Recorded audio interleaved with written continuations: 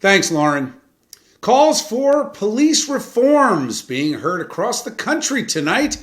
But what kind of reforms? Well, that depends on who you ask. In Minneapolis, the majority of members of City Council want to completely disband the city's police department. Here in New York, Mayor de Blasio wants to shift police resources to youth and social services. And in D.C. today, Democratic congressional members proposed a sweeping overhaul of police oversight and procedures, limiting legal protections for police, banning chokeholds, and creating a national database to track excessive force incidents. All right, let's get straight to the opinion zone. Joining us tonight, Afia Yunis, immigration attorney, and Republican strategist Allison Young. Allison, I'll start with you on this. Minneapolis, defund, disband the police department. Doesn't sound great for public safety.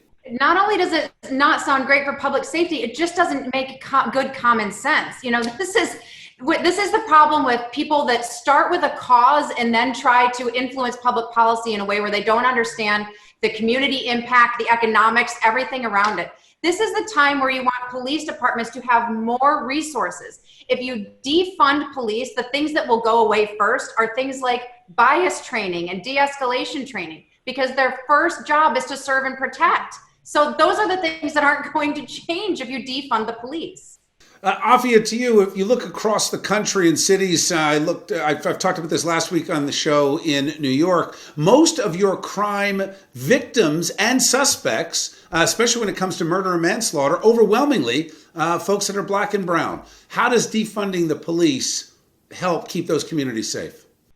I think the key here is transparency and data collection and dissemination. I think it's really important that the public who's funding the police with our tax dollars actually has the information we need.